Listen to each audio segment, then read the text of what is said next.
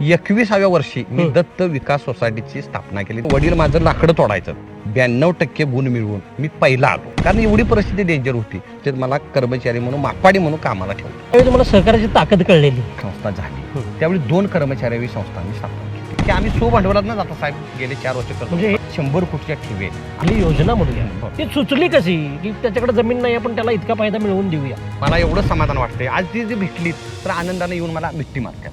उद्योग उभा करण्यासाठी तुमच्याकडे काय योजना आहेत? आज कितीतरी शेतकरी बँका टाकून आमच्याकडे यायला लागला. काय होते जे जाणार जो ओघ होता विद्यार्थ्यांचा तो गगनबावडा तालुक्यात बऱ्यापैकी स्टॉप झाला आणि हातात पैसे काहीच नसतात, कुठल्या बँका कर्ज द्यायला तयार होत नाही. अशा वेळी तुम्ही धावून जात. आणि त्यावेळी माझ्या लक्षात आलं की आपण एक स्वतः तालुक्यासाठी एक ॲम्ब्युलन्स घ्यायला पाहिजे. त्या ध्येय वेड्या क्रिकेट वेड्या पोरांसाठी काय करायचं तुमच्या डोक्यात? शंभ्या नेत्यांनी केलेला सहकार त्याला आयुष्यभर माझा शालूटच असणार. त्या गगनबावडा तालुक्यामध्ये एक संस्था स्थापन होते आणि जिल्ह्याभर त्याच्या शाखा पसरतात. बरोबर. ही किमया कशी झाली आणि गगनबावडाकरांना याचं काय वाटतं? त्याच्यामध्ये थक्क करणारा हा प्रवास आहे खरं तर. कारण तेवढी मला ताकद या तालुक्यात दिली. एवढी का तळमळ आहे तुम्हाला लोकांच्या? भविष्यात साहेब महिला बँक हे 100% माझ्या डोक्यात फिजेल.